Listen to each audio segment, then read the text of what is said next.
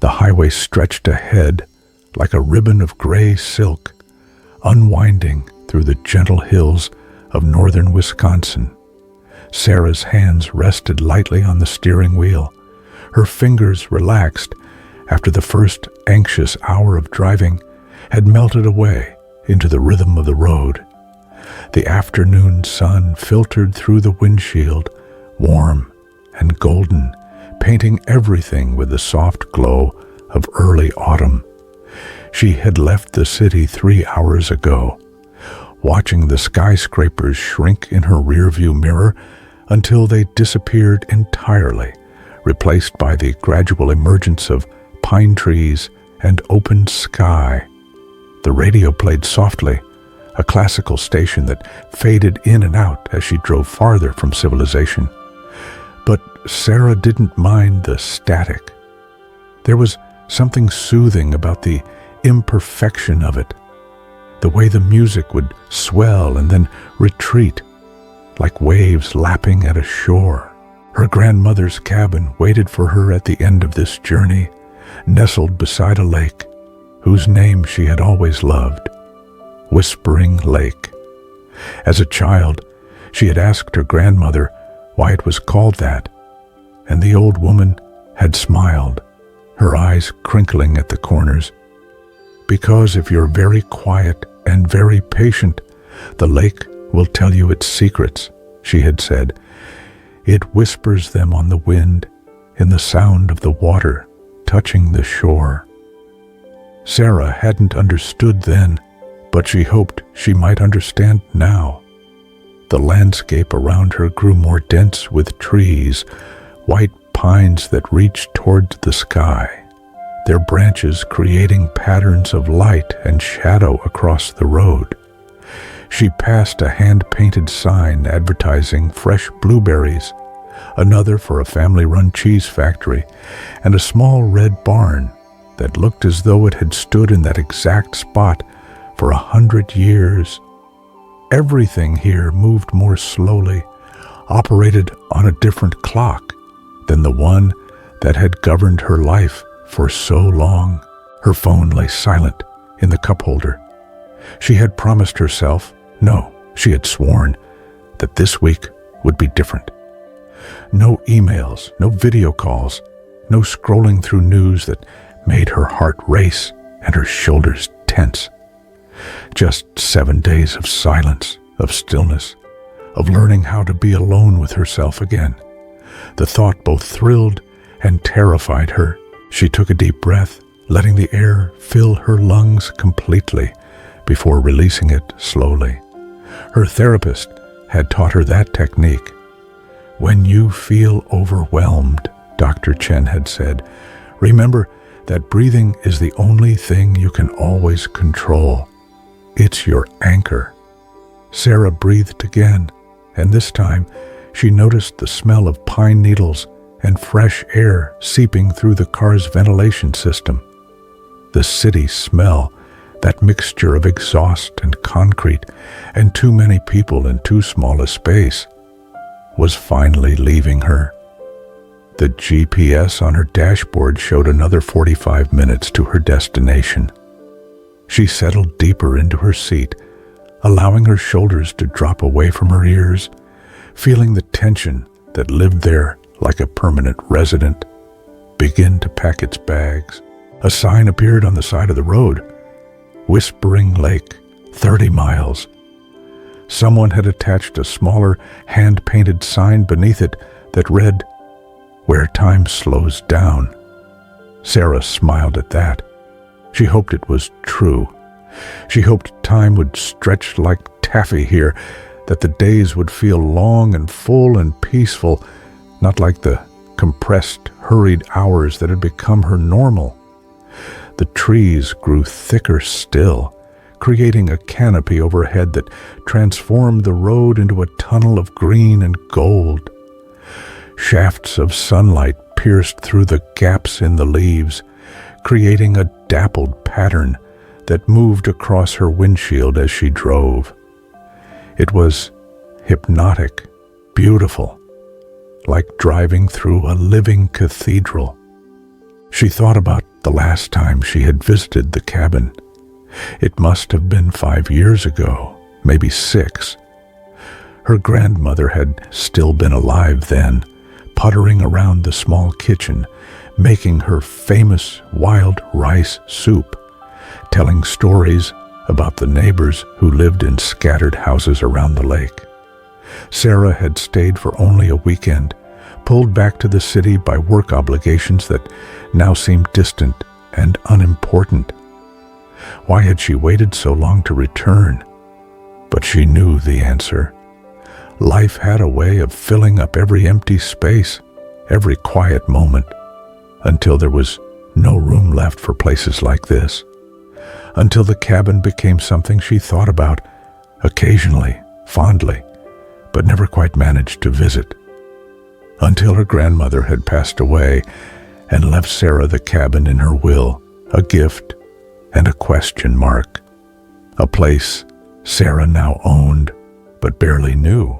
The road curved, following the contour of the land, and suddenly there was water visible through the trees, a flash of blue so pure and deep it made Sarah's breath catch.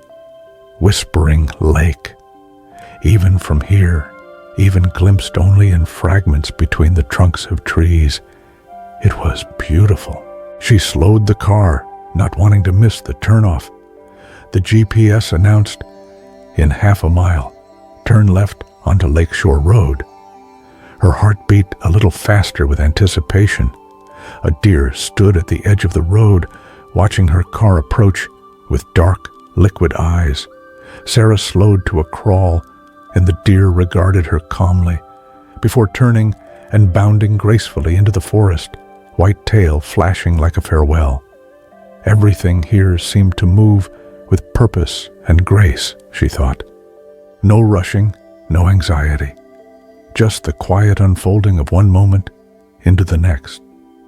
She found the turnoff easily, a narrow dirt road that branched away from the main highway, marked by a weathered wooden sign that read, "Lakeshore Road, Private Drive." Her car bumped gently over the uneven surface, stones crunching beneath her tires, branches occasionally brushing against the windows with a soft scratching sound. The drive wound through the woods for another 5 minutes, and then, quite suddenly, the trees opened up, and there it was, the cabin. It sat at the edge of the lake like it had grown there naturally, its wooden walls silvered with age, its green metal roof slightly faded but solid. A small porch wrapped around the front, complete with 2 rocking chairs that faced the water. Flower boxes beneath the windows held the remnants of summer blooms, black-eyed Susans that nodded in the breeze. Sarah turned off the engine and sat for a moment in the sudden silence, looking at the place that would be her home for the next week. The afternoon sun sparkled on the lake's surface, creating thousands of tiny diamonds that danced and shifted. The water was so still it looked like glass, reflecting the sky and the trees that lined its shores. She could hear birds singing, their calls clear and melodic in the quiet air. She could hear the whisper of wind through pine needles, and underneath it all, so faint she might have been imagining it, she could hear the gentle lap of water against the shore, the lake beginning its whispers. Sarah opened the car door and stepped out onto the soft earth.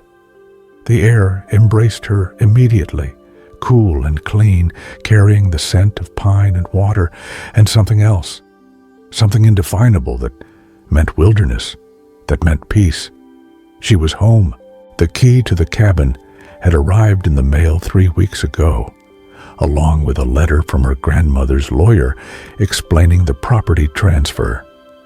Sarah had placed the key on a chain and worn it around her neck, feeling its weight against her chest, a small anchor of possibility. Now, she retrieved it from beneath her shirt and approached the front door. The porch steps creaked slightly under her weight. a comfortable, settled sound that spoke of years and weather and endurance. The rocking chairs looked inviting, and Sarah made a mental note to sit in them later, to rock gently while watching the lake, to do absolutely nothing. The key slid into the lock smoothly, as if it remembered its purpose, and the door swung open with barely a sound. Inside, the cabin smelled of wood and thyme, and faintly of her grandmother's lavender sachets. Sarah stood in the doorway, letting her eyes adjust to the dimmer light, feeling a wave of memory wash over her. The main room served as both living area and kitchen, with a stone fireplace dominating one wall and a small kitchen tucked into the corner. The furniture was simple but comfortable. A worn sofa covered with a faded quilt, 2 armchairs positioned to face the fireplace, a wooden dining table with 4 mismatched chairs. Everything was exactly as Sarah remembered it, as if time had stopped the moment her grandmother had last locked the door. A caretaker had been coming monthly to check on the place, to make sure the pipes hadn't frozen in winter and the roof wasn't leaking. Sarah had doubled his pay and asked him to make sure everything was ready for her arrival. He had done his job well. There was no dust, no musty smell of disuse. A small stack of firewood sat beside the hearth, and when Sarah opened the refrigerator, she found it stocked with basics: milk, eggs, butter, bread, a container of homemade soup with a note that read, "Welcome back, Tom." Tom must be the caretaker. Sarah made a mental note to thank him. She carried her suitcase and bags in from the car, making several trips, enjoying the small ritual of it. Each time she stepped back outside, she paused to look at the lake, to absorb a little more of its calm beauty. The sun was beginning to lower in the sky now, creating longer shadows and painting the water with shades of amber and rose. Her bedroom was just as she remembered, a small space with a double bed covered in a wedding ring quilt her grandmother had made, a dresser with an oval mirror, and a window that looked directly out onto the lake. Sarah opened the window, and immediately the sounds of the outdoors filled the room, the birds completing their evening songs, the rustle of leaves, the distant call of a loon. She unpacked slowly, placing her clothes in the dresser drawers, lining up her toiletries on the bathroom shelf, setting her stack of unread books on the bedside table. With each item she put away, she felt herself settling more firmly into this place, claiming it, allowing it to claim her. In the kitchen, she found her grandmother's old tea kettle and filled it with water, setting it on the propane stove to heat. While she waited for it to boil, she explored the cabin more thoroughly, opening drawers and cupboards, discovering treasures. In a drawer by the fireplace, old photographs in a shoebox showing the cabin in different seasons, her grandmother and grandfather young and smiling, Sarah herself as a child with pigtails and missing teeth.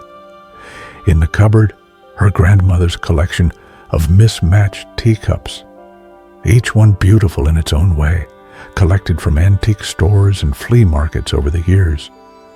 In a basket beside the sofa, half-finished knitting projects, the needles still stuck through the yarn as if her grandmother had just set them down and might pick them up again at any moment. Sarah felt tears prick her eyes, but didn't fight them. She let herself feel the grief, the love, the nostalgia. Dr. Chen had told her that too, that feelings needed to be felt, not pushed away. They're like visitors, the therapist had said. If you try to keep them out, they just knock louder. But if you invite them in and acknowledge them, they'll eventually leave on their own. The tea kettle whistled softly. Sarah chose a delicate cup with tiny roses painted on it and made herself chamomile tea, adding a spoonful of honey from a jar she found in the cupboard. The honey was local, from a farm just down the road, and it tasted like sunshine and wildflowers. She carried her tea out to the porch and settled into one of the rocking chairs, tucking her feet underneath her, wrapping her hands around the warm cup. The sun was touching the tops of the trees now, preparing for its descent, and the sky was beginning to show streaks of pink and orange. A fish jumped in the lake, creating ripples that spread outward in perfect circles. Sarah watched them expand and fade, until the water was smooth again. This was what she needed, this quietness, this simplicity. Time measured not by calendar alerts and deadlines, but by the movement of the sun, the behavior of the birds, the gentle rocking of a chair on a porch. She sipped her tea and rocked slowly, feeling her body begin to release tensions she hadn't even known she was holding. Her jaw unclenched, her breath deepened. The constant hum of anxiety that had been her companion for so long grew quieter. The sky deepened to purple and then to indigo, and stars began to appear, so many stars, more than Sarah had seen in years. In the city, light pollution washed out all but the brightest celestial objects, but here, the sky revealed its full glory. The Milky Way stretched overhead like a river of light, and Sarah found herself leaning back in her chair, her tea forgotten, simply staring upward in wonder. A bat swooped past, hunting insects, its flight pattern erratic and joyful. An owl called from the woods, a low, haunting sound that made Sarah shiver pleasantly. When the air grew too cool for comfort, she went inside and built a small fire in the fireplace, using the technique her grandfather had taught her long ago. The wood caught easily, crackling and popping, filling the room with warmth and dancing light.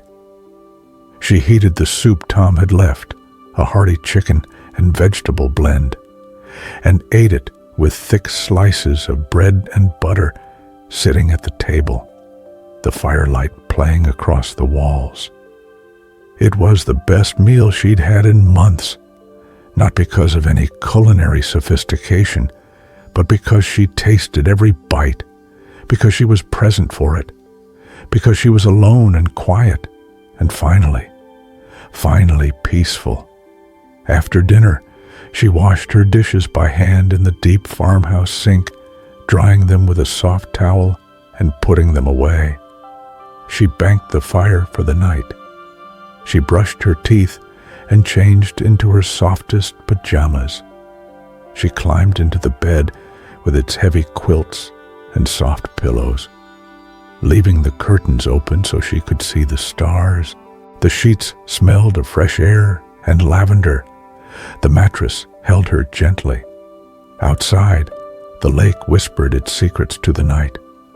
Sarah closed her eyes and felt herself drifting, floating on darkness, held by something larger and kinder than herself.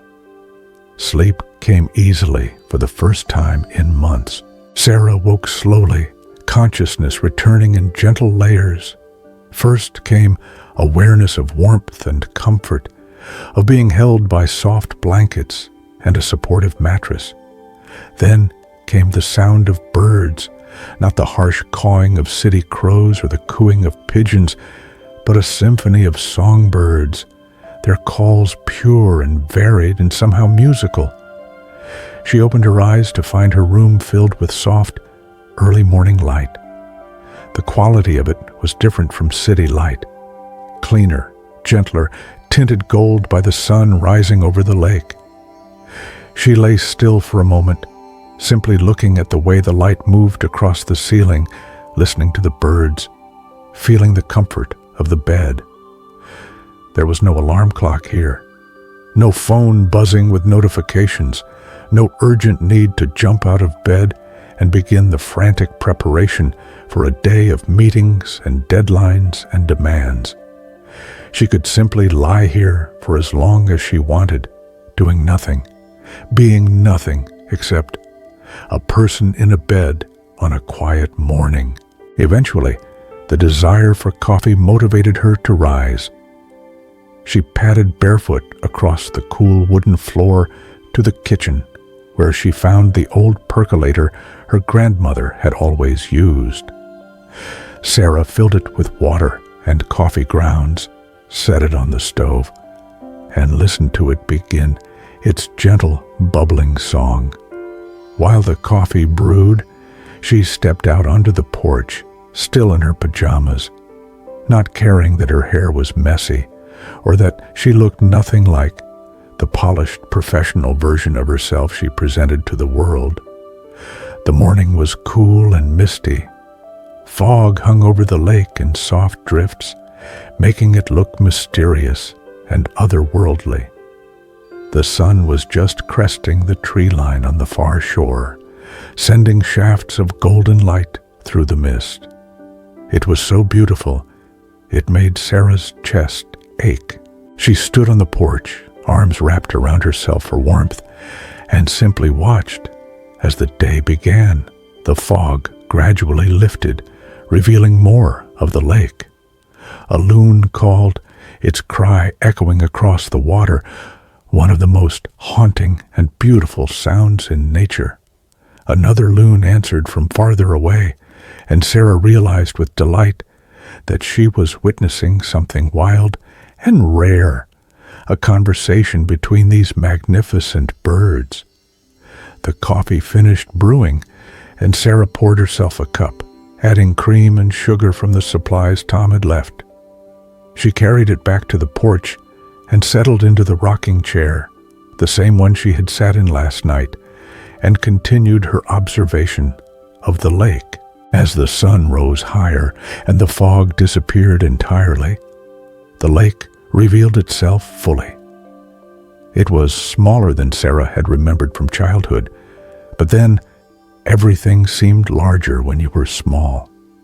It was perhaps a mile across at its widest point, shaped roughly like a bean, surrounded entirely by forest, except for a few other cabins scattered along the shore. The water was incredibly clear.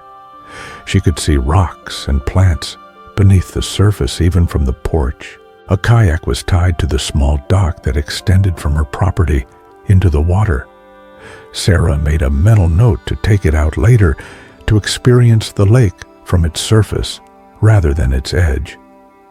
She sipped her coffee and rocked gently, and as she did, she began to notice things, small things. A spider web stretched between two porch posts, beaded with dew and catching the light like a string of diamonds. A chipmunk scampering across the yard, stopping every few feet to check for danger, its cheeks bulging with seeds. The way the water reflected the trees so perfectly that it was hard to tell where the real world ended and the reflection began. In the city, Sarah realized, she never noticed small things. She was always moving too fast, thinking too far ahead, worrying about what came next. She had forgotten how to simply observe, to be present, to find wonder in the ordinary. Her stomach eventually reminded her that coffee, while wonderful, was not breakfast. She went inside and scrambled eggs in her grandmother's old cast-iron skillet, adding cheese and herbs from a small pot on the windowsill. Basil, still growing despite the lateness of the season. She made toast and spread it with butter and jam. She poured herself orange juice. She ate at the table by the window, watching the lake, taking her time. The eggs were fluffy and rich.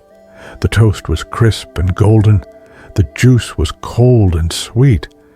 Every flavor seemed more intense here, more vivid, as if her senses had been asleep in the city and were now waking up. After breakfast, she washed her dishes, then showered in the cabin's small bathroom. The water pressure was lower than in her city apartment, but the water itself was wonderful, soft and pure, coming from a deep well beneath the property. She washed her hair with shampoo that smelled of honey and let the water run over her for a long time, enjoying the simple pleasure of being clean. She dressed in jeans and a soft flannel shirt, clothes that would have seemed too casual for her normal life, but that felt exactly right here. She braided her still damp hair and went back outside, drawn to the lake like a magnet. The dock was old and weathered, but solid. Sarah walked out to its end and sat down, letting her bare feet dangle over the water. The sun was warm on her shoulders now, and the air smelled of pine and water and growing things. She sat very still and very quiet, remembering what her grandmother had said about the lake whispering its secrets. At first, she heard nothing but ordinary sounds: birds, wind, the lapping of water against the dock posts. But as she continued to sit, as her breath slowed and her mind quieted, she began to hear something else. It wasn't words exactly. It was more like a feeling, a sense of something ancient and peaceful residing in this place. The lake had been here for thousands of years, carved by glaciers in an age when humans were barely a dream. It had seen seasons beyond counting, had reflected countless sunrises and moonrises, had held fish and birds and all manner of life in its depths. It would be here long after Sarah was gone, continuing its quiet existence, whispering to whoever was patient enough to listen. There was comfort in that, in knowing that some things endured, that not everything was subject to the frantic pace and constant change of modern life. This lake would remain. These trees would remain. The cycle of seasons would remain. Sarah felt something inside her begin to settle, like sediment sinking to the bottom of a disturbed pond, leaving the water clear. She sat on the dock for a long time, possibly an hour or more. Time felt different here, elastic and generous. Eventually she stood and stretched, feeling her spine realign, and walked back to the cabin. The kayak called to her. It was an old one, forest green, probably dating from her grandparents' time.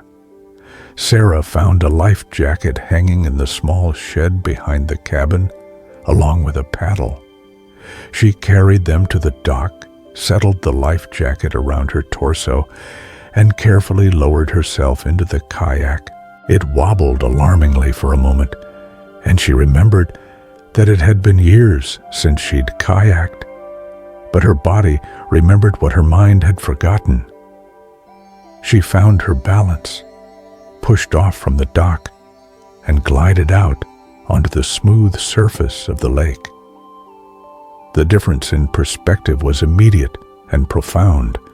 From the water, the cabin looked smaller, the trees looked taller, the sky seemed vast. The paddle dipped into the water with barely a sound, and the kayak responded smoothly to her strokes. She paddled along the shoreline, in no hurry, simply exploring. She passed other cabins, most of them dark and closed up now that summer had ended. She saw a beaver lodge built against the bank, a massive structure of sticks and mud.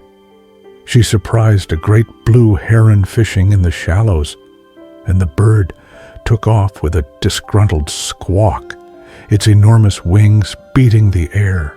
In a quiet cove, she let the kayak drift to a stop and simply sat, paddle resting across her lap, feeling the gentle rock of the water.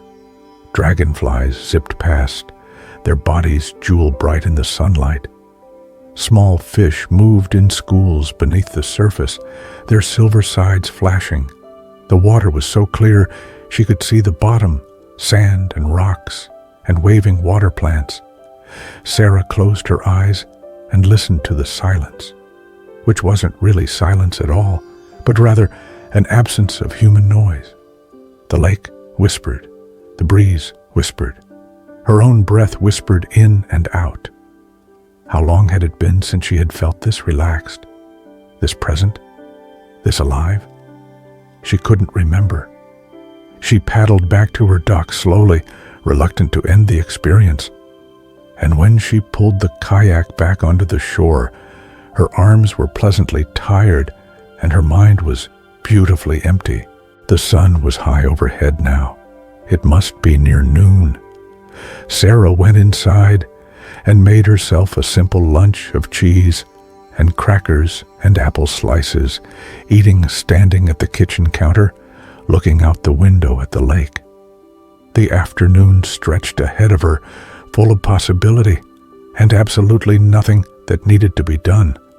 No obligations, no deadlines, no expectations.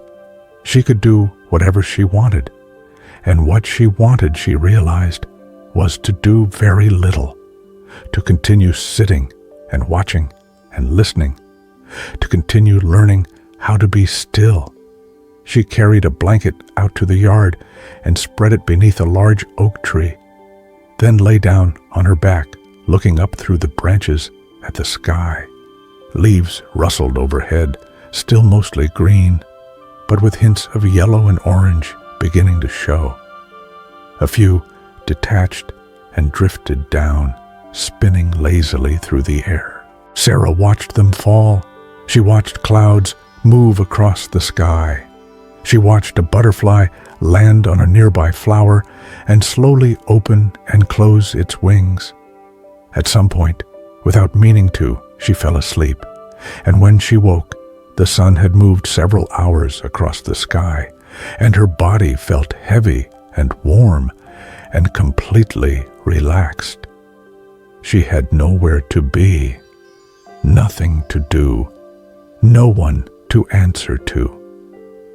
For the first time in longer than she could remember, Sarah felt free. The days began to blur together in the most wonderful way, each one similar to the last, but somehow unique, like a series of paintings of the same subject done at different times of day. Sarah woke with the sun and went to bed when darkness fell. She ate when she was hungry and rested when she was tired. She kayaked on the lake in the mornings when the water was calmest. She read on the porch in the afternoons, working through her stack of novels without the guilty feeling she usually had when reading for pleasure. She took long walks on the narrow trails that wound through the woods around the cabin. She discovered she could spend an entire hour simply sitting on the dock, watching the water, thinking about nothing in particular, or not nothing, but thoughts that drifted like clouds rather than thoughts that demanded attention and action. She thought about her grandmother, about the summers she had spent here as a child, about how differently she had experienced this place when she was young. She thought about her life in the city, but with a strange detachment, as if it were something happening to someone else. The job that had consumed her energy and filled her with stress. Why had she let it become so important? The relationship that had ended badly 6 months ago. Why had she mourned it so deeply when clearly it hadn't been right? The constant comparison to others, the feeling of never being enough, never having enough, never doing enough. Where had all that come from, and why had she believed it? Here, by the lake, those concerns seemed very small and far away. She found herself falling into a routine, though routine was perhaps the wrong word, since nothing was obligatory. Perhaps rhythm was better, a rhythm that matched the natural world around her. She woke early, made coffee, watched the sunrise from the porch. She made breakfast, often oatmeal with berries she picked from bushes near the cabin, or eggs from a farm down the road that left them in an honor system cooler by the main highway. She kayaked or walked. She read or sat in silence. She made simple meals and ate them slowly. She watched the light change throughout the day, the way it was golden in the morning, bright and clear at noon, amber and soft in the evening. She started picking up her grandmother's knitting, a half-finished scarf in a basket by the fireplace. She had never been particularly good at knitting, but here there was no pressure to be good at it. She could simply do it, letting her hands learn the repetitive motion, finding it meditative. When she made mistakes, she didn't stress about undoing them. She just kept going. It was only a scarf. It would keep someone warm, regardless of whether it was perfect. This, she thought, was a lesson she needed, that things didn't have to be perfect to have value, that the process mattered more than the product, that she could do something simply for the pleasure of doing it, not because she was trying to achieve or accomplish or prove anything. One afternoon, she found her grandmother's old watercolor set in a cupboard, a wooden box containing small squares of paint in jewel-like colors, along with a pad of thick, textured paper. Sarah hadn't painted since high school, but she took the set out to the porch and attempted to capture the view of the lake. The results were, objectively, not good. Her trees looked more like green blobs than anything botanical. Her water was the wrong shade of blue. Her sense of perspective was completely off, but something about it was deeply satisfying anyway.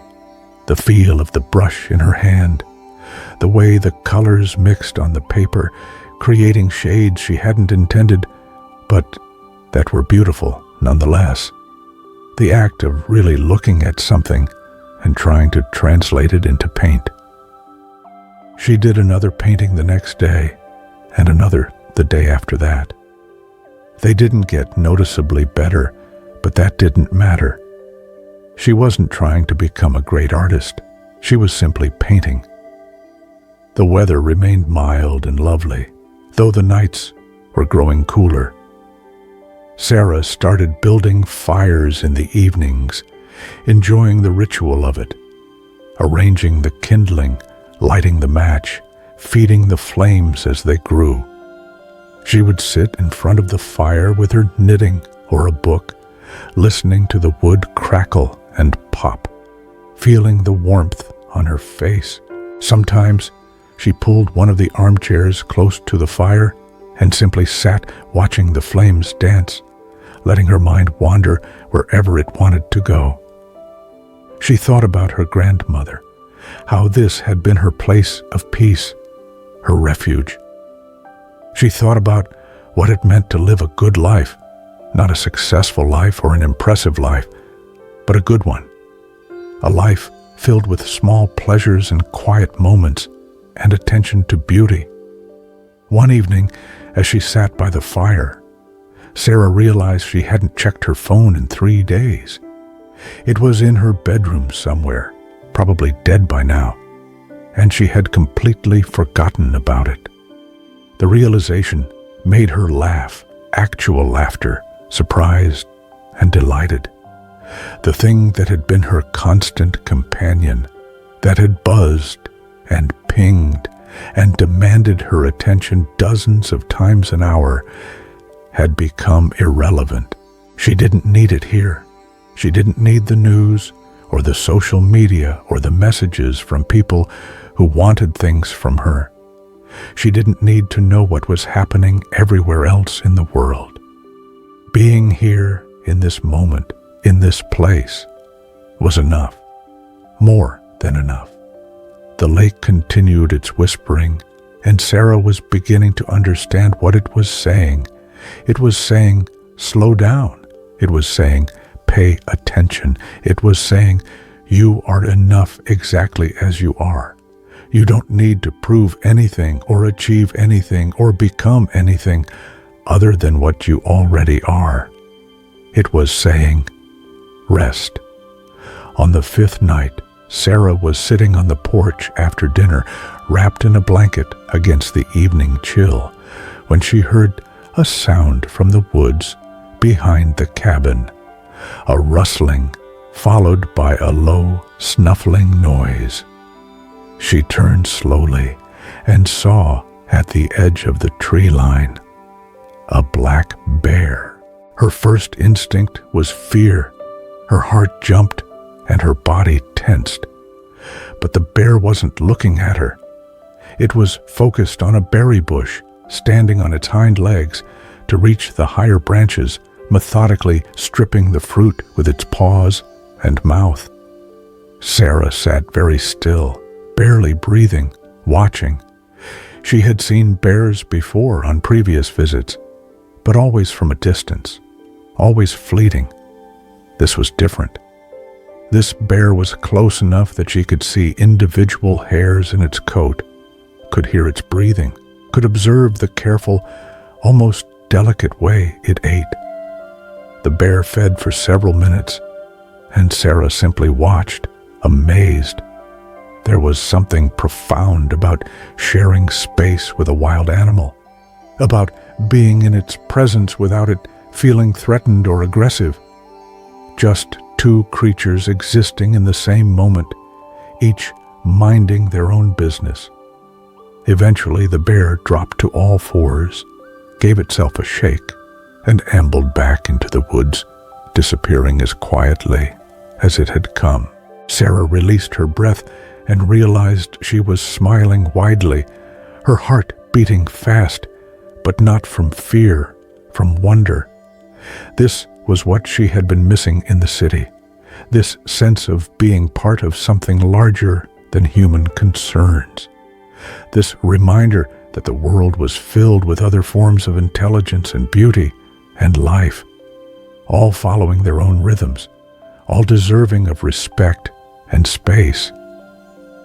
She went to bed that night, feeling grateful and lucky and more alive than she had felt in years. On the 6th morning, Sarah woke to a different kind of light, darker, grayer, with none of the gold she had come to expect. The air felt heavy and electric, and when she looked out the window, she saw that the sky was filled with thick, dark clouds moving rapidly across the horizon. A storm was coming. She could feel it in the way the birds had gone quiet, in the restless movement of the trees, in the sudden cool wind that swept across the lake, creating choppy waves that slapped against the shore. Sarah made her coffee and stood at the window, watching the weather roll in. In this city, she would have been annoyed by rain, inconvenienced by it, worried about getting wet on her commute or having her plans disrupted. Here, she found she was actually excited. She wanted to experience the storm. She pulled on a rain jacket and went out onto the porch just as the first drops began to fall. They were large and cold, hitting the metal roof with a sound like distant drums. Within minutes, the rain intensified, becoming a downpour that obscured the far shore of the lake and turned the world gray and silver. Thunder rumbled in the distance, low and resonant. Lightning flickered on the horizon. Sarah sat in her rocking chair, protected by the porch roof, and watched the storm unleash itself. The rain came down in sheets, so heavy she could barely see the dock. The wind whipped through the trees, making them bend and sway. The lake which had been so calm and class-like just hours before, was now a churning surface of whitecaps and motion. It was magnificent. There was something cleansing about a storm, Sarah thought. Something that swept everything clean and made space for new growth. The earth needed this water. The plants needed it. Everything that lived here depended on this rain, even though it might seem destructive in the moment. The thunder grew louder, moving closer. Lightning flashed, bright and shocking, followed almost immediately by a crack of thunder that made Sarah jump, even though she had been expecting it. The storm was directly overhead now. She pulled her knees up to her chest and wrapped her arms around them, feeling very small and very aware of how little control humans actually had over the natural world. This storm would do what it wanted, move where it wanted, last as long as it wanted. All she could do was witness it and take shelter and respect its power. The lights in the cabin flickered once, twice, then went out. The power had gone out, which wasn't surprising in a storm like this. Sarah had noticed candles and oil lamps in the cabin's cupboards and a stack of flashlights in a drawer. Her grandmother had been prepared for this, had known that living in a place like this meant accepting that modern conveniences were fragile things. But for now, there was still plenty of light coming from the gray sky, and Sarah didn't move from her chair. She simply sat and watched and listened. The storm raged for over an hour. During that time, Sarah felt something inside her break open, not painfully, but like a shell cracking to let something out. She found tears running down her face without fully understanding why. Maybe it was the release of tension she had been carrying for so long. Maybe it was grief for her grandmother, finally fully felt. Maybe it was simply the overwhelming power of the storm, the beauty and terror of it. She let herself cry, let the tears come as hard as the rain, and when they finally stopped, she felt lighter, emptier in a good way, like a vessel that had been holding too much and could now be filled with something new. Gradually, the storm began to move on. The rain lessened to a steady patter, and the thunder grew more distant, rumbling away toward the east. The clouds began to break apart, allowing shafts of sunlight to pierce through, creating dramatic rays that illuminated the mist rising from the lake. And then, as if the world wanted to apologize for its fury, a rainbow appeared. It arched across the entire sky, one end seeming to touch the far shore of the lake, the other disappearing into the woods behind the cabin. The colors were vivid and pure: red, orange, yellow, green, blue, indigo, violet, each band distinct and beautiful. Sarah stood up and walked to the edge of the porch, staring at the rainbow, with her mouth slightly open, feeling like a child again. When was the last time she had seen a rainbow? When was the last time she had stopped everything to simply look at one? She watched until it faded, the colors gradually becoming less distinct until they dissolved entirely back into the sky. The sun emerged fully then, transforming the wet world into something magical. Every leaf, every blade of grass, every surface sparkled with droplets that caught and reflected the light. The lake steamed gently, creating wisps of mist that danced across its surface. Sarah went inside the dim cabin and found candles, lighting them and placing them around the room. Even though it was daytime, the candles created a cozy atmosphere, their flames steady and warm. She lit a fire in the fireplace as well, more for comfort than heat, and put water on the propane stove for tea. The power would come back on eventually, probably within a few hours, Tom had told her in a note he'd left about the cabin's quirks. But there was something lovely about managing without it, about relying on fire and candlelight, about living the way people had lived for thousands of years. She made herself lunch, a simple soup heated on the stove, eaten with crackers and cheese, and ate it sitting on the floor in front of the fireplace, watching the flames, feeling grateful for the storm and its aftermath, for the reminder that beauty often came after difficulty, that clearing was sometimes necessary. By late afternoon, the power returned with a small hum and click. Sarah blew out most of the candles, but left a few burning, enjoying their gentle light. She spent the rest of the day reading, occasionally looking up from her book to gaze out the window at the transformed landscape. Everything looked fresh and clean, washed by the rain. The colors seemed brighter, the greens greener, the sky a deeper blue. Birds had emerged and were singing with what sounded like joy, celebrating the storm's passing. That evening, Sarah made a more elaborate dinner than usual.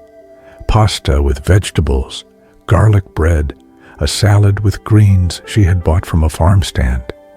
She set the table properly, used a cloth napkin, poured herself a glass of wine. She was dining alone, but she treated it like an occasion, like something worthy of attention and care. As she ate, she thought about how often she had rushed through meals in the city, eating at her desk or standing at her kitchen counter, barely tasting the food, already thinking about the next thing she needed to do. She had forgotten that eating could be a pleasure, that meals could be savored, that nourishment was about more than just fuel. She was learning so many things here, or perhaps relearning them. Maybe these were things she had always known, deep down, but had forgotten in the noise and rush of modern life. After dinner, she wrapped herself in a blanket and went out onto the porch. The evening was cool and clear, the air scrubbed clean by the storm. Stars were already appearing, even though the sky wasn't fully dark yet, and Sarah knew that when night fell completely, the view would be spectacular.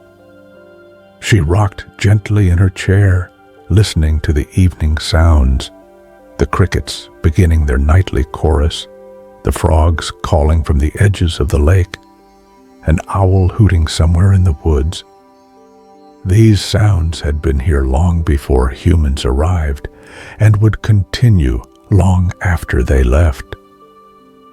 There was something comforting about that continuity, that reminder that the world went on regardless of human concerns. Tomorrow would be her last full day at the cabin.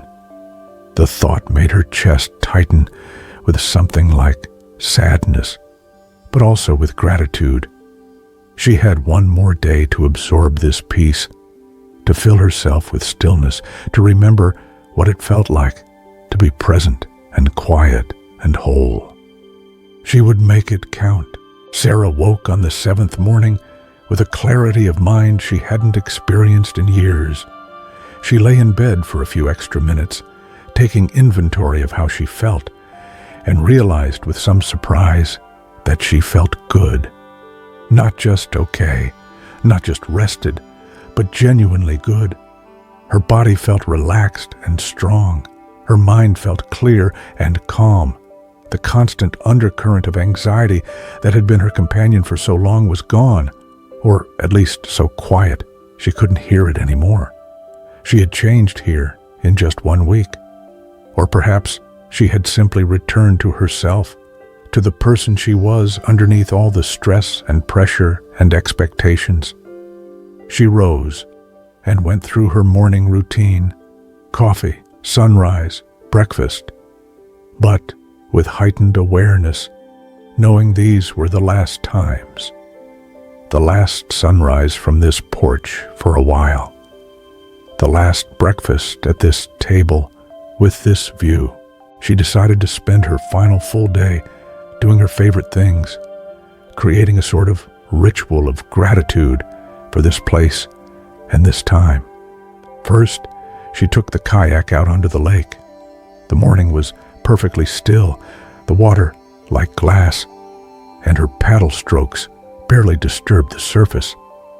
She paddled to the middle of the lake and then stopped, letting the kayak drift, lying back as much as the small craft would allow.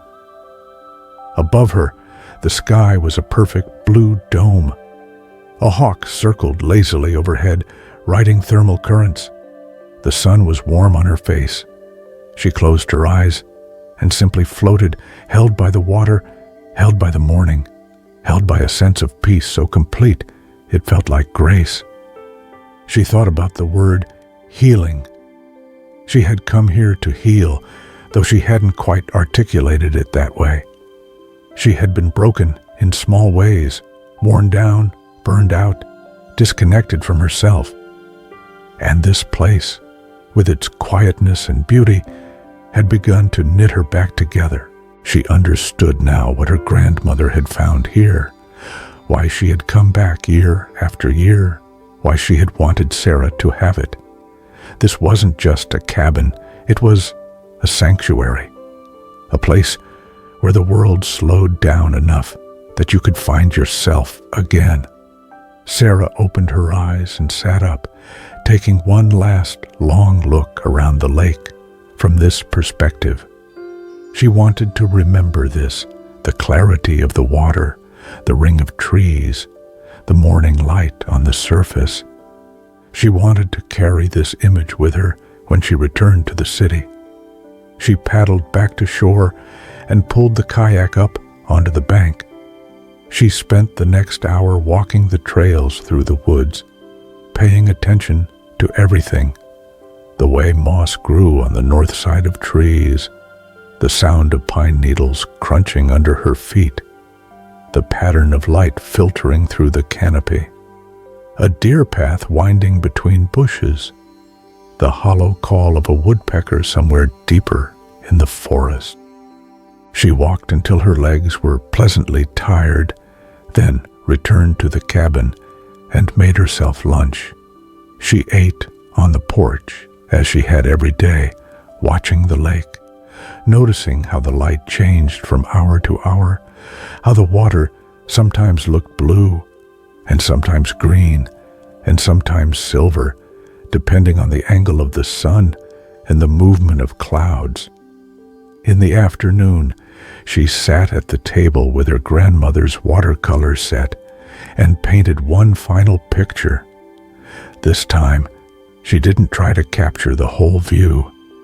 Instead, she focused on a small section, the dock extending into the water, a single pine tree in the foreground, the hint of the far shore in the background. She worked slowly and carefully, mixing colors, applying paint, letting layers dry before adding more. She wasn't trying to make it perfect. She was simply trying to be present with the process, to honor this place through attention and care. When she finished, she was surprised to find that it was actually pretty good. Not professional quality, certainly, but recognizably what she had been trying to capture. There was something in it that conveyed the feeling of the place, the stillness and beauty. She signed it in the corner with her initials and the date, then set it aside to dry completely. As the afternoon stretched toward evening, Sarah found herself drawn back to the dock. She walked out to its end and sat with her feet dangling over the water as she had done that first morning.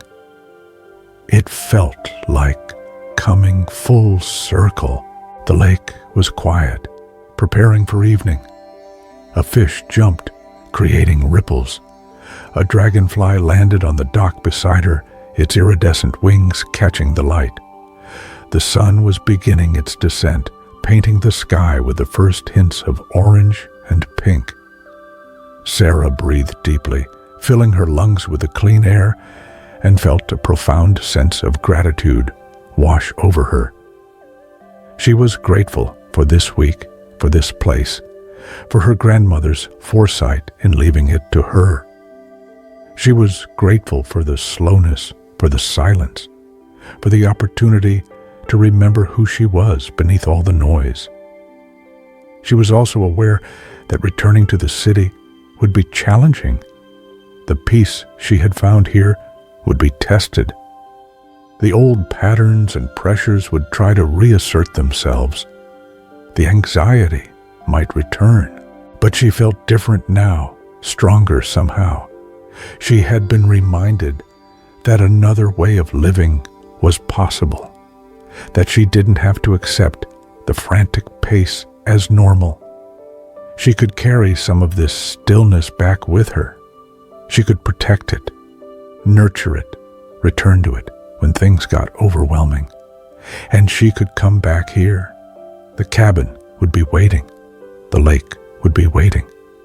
Whenever she needed to, she could return to this place of whispering waters and quiet days. The thought comforted her. As the sun touched the horizon, Sarah stood and walked slowly back to the cabin. She had one more thing she wanted to do. Inside, she found a piece of paper and a pen. She sat at the table and began to write a letter, not to anyone in particular, but to herself. A reminder of what she had learned here, what she wanted to remember. "Dear Sarah," she wrote, "remember that you don't have to hurry. Remember that rest is not laziness.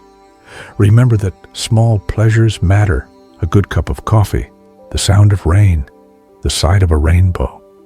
Remember that you are enough exactly as you are. Remember to breathe. Remember to look at the sky. Remember that there is a place where a lake whispers secrets to those who listen, and you can always come back to it. Remember that you are loved and you are worthy of peace." She folded the letter and placed it in her grandmother's old recipe box, tucking it among the index cards filled with handwritten recipes for wild rice soup and blueberry pie and venison stew. She would find it again someday, perhaps when she needed it most. For dinner, she made her grandmother's wild rice soup, following the recipe card exactly, chopping vegetables slowly and carefully, letting the soup simmer for a long time until the kitchen was filled with its savory aroma. She ate it with homemade bread that she had bought from the farm stand, and it tasted like memory and comfort and home. After dinner, she built one last fire and sat in front of it, knitting a few more rows on the scarf that still wasn't finished and probably never would be. That was okay.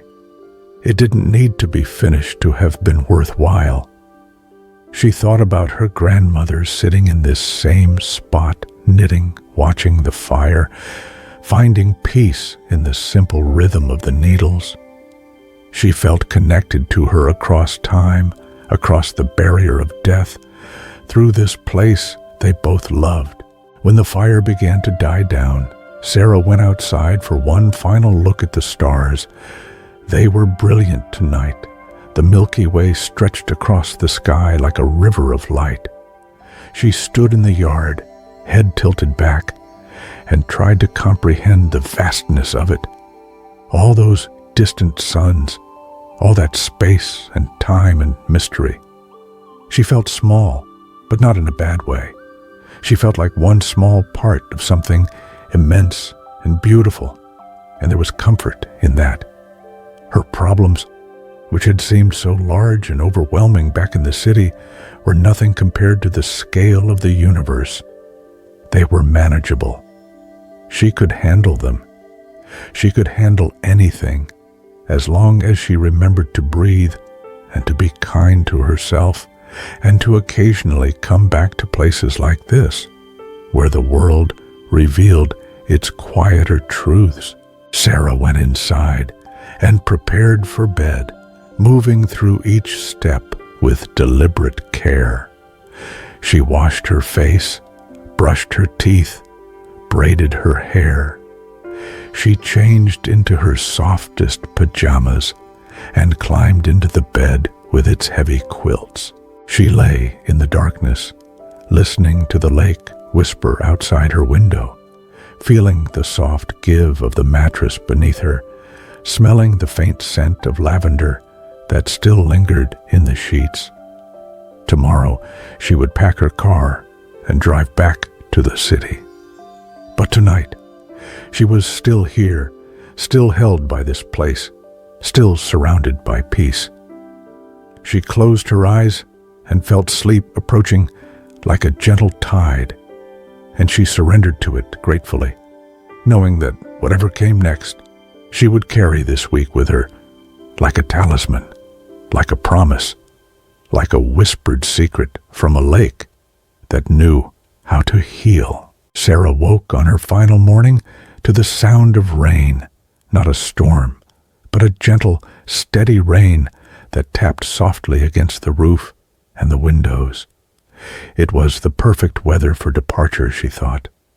Not so beautiful that leaving would break her heart, but lovely in its own quiet way.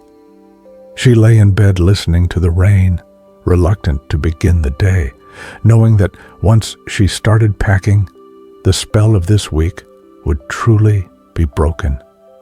But eventually, the need for coffee and the knowledge that she had a long drive ahead motivated her to rise. She went through her morning routine one last time, but everything felt different now, weighted with the knowledge that it was ending. The coffee she made would be her last in this kitchen for a while. The sunrise she would have watched was hidden behind clouds and rain. The breakfast she prepared, scrambled eggs and toast, would be eaten while looking at a lake she wouldn't see again for weeks or maybe months. After breakfast, she began to pack. She had brought so much with her: clothes for various weather, books, toiletries, her laptop that she had never opened. She packed methodically, folding each item carefully, placing them in her suitcase. As she moved around the cabin, she tidied as she went. She washed her dishes and put them away. She stripped the bed and folded the quilts neatly at its foot. She cleaned out the refrigerator, packing the remaining food in a cooler to take with her. She checked that the windows were latched and the propane was turned off. The cabin began to look less lived in with each task she completed, more like a place waiting for the next visitor rather than a home. It made her sad, this transformation, but she understood it was necessary. She saved the packing of one thing for last: her painting, now dry, which she wrapped carefully in tissue paper before placing it in a portfolio she had found in the closet. She would frame it when she got home, she decided. She would hang it where she could see it every day, a reminder of this place and this time. When everything was packed and loaded into her car, Sarah stood in the empty cabin and looked around one final time. The fireplace, cold now, where she had spent so many evenings. The windows that framed the lake like a painting. The rocking chairs on the porch, where she had learned to be still.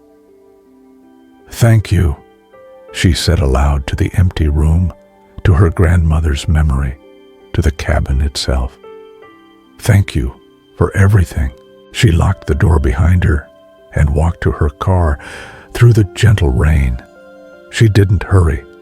She let herself get a little wet, feeling the cool drops on her face and hands. She took one last long look at the lake, gray and soft under the rain, still beautiful, still whispering. Then she got in her car, started the engine, and began the long drive back. The journey felt different than it had a week ago. The road was the same. The landscape was the same. But Sarah had changed. She noticed more now: the beauty of the rain falling on the forest, the grace of the windshield wipers moving back and forth, the way the tires hummed against the wet pavement. She didn't turn on the radio. She drove in silence, thinking about the week, about everything she had learned and remembered, about the importance of slowness, about the value of solitude, about the healing power of nature and time, and permission to simply be.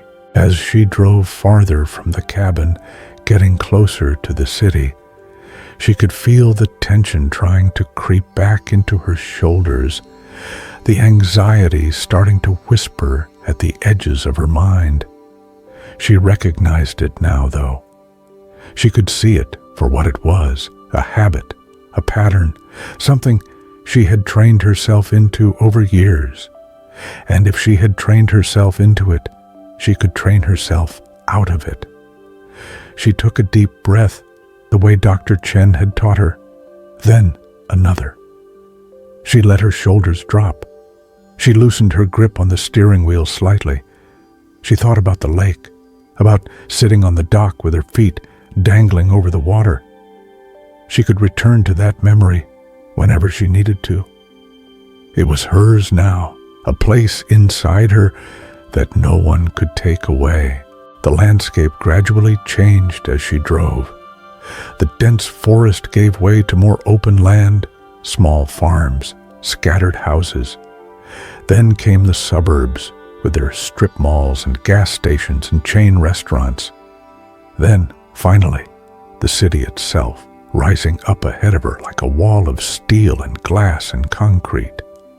Sarah's heart beat faster as she navigated the increasingly heavy traffic, merging onto highways, following signs toward her neighborhood.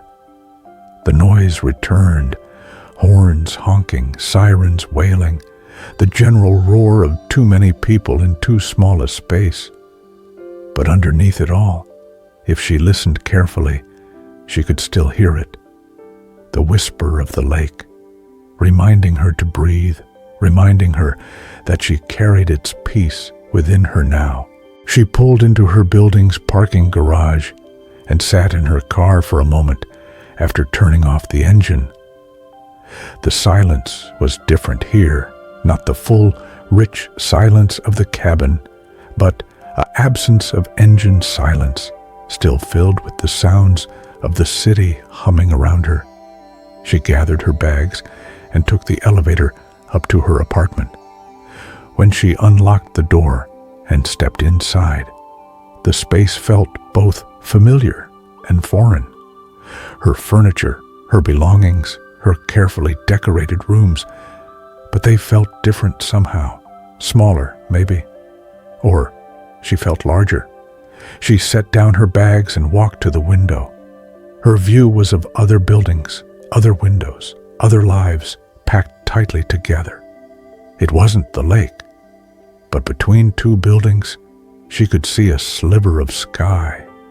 And in that moment, it was enough.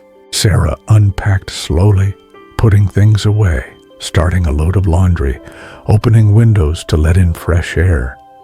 She made herself tea in her own kitchen, sat on her own couch, and allowed herself to simply exist in this in-between space. No longer at the cabin, not yet fully returned to her regular life. Her phone, which she finally charged, buzzed continuously as messages and notifications downloaded. A week's worth of communication she had missed. She looked at the screen, at the endless parade of demands for her attention, and made a decision. Not tonight. She would deal with it all tomorrow. Tonight, she would extend the gift of the cabin just a little longer. She would be gentle with herself. She would rest. She ordered food to be delivered, took a long bath, and went to bed early. And as she lay in her own bed in her city apartment, with sirens occasionally wailing outside and the glow of streetlights filtering through her curtains, she closed her eyes and thought about the cabin.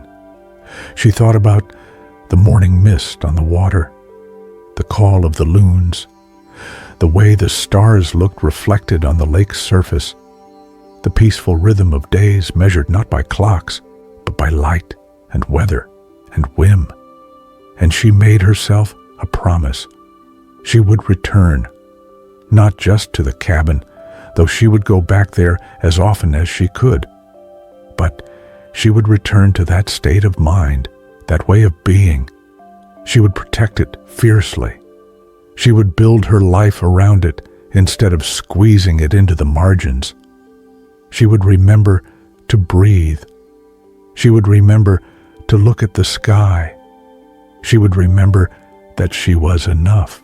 The lake had whispered its secrets to her, and she had listened. Now she would carry those secrets forward, would live by them, would let them guide her toward a life that felt more like those 7 days by the water, slower, quieter, more intentional, more real. Sarah took one final deep breath, feeling her body relax into the mattress, and let herself drift toward sleep. Tomorrow would bring its challenges, but tonight she was still wrapped in the peace of the cabin, still held by the memory of whispering water. And that was enough. She slept deeply and dreamlessly, and when she woke in the morning, she carried forward a little bit of the lake's peace into her day, and the day after that, and all the days that followed. A gift that would keep giving, a whisper that would never quite fade away.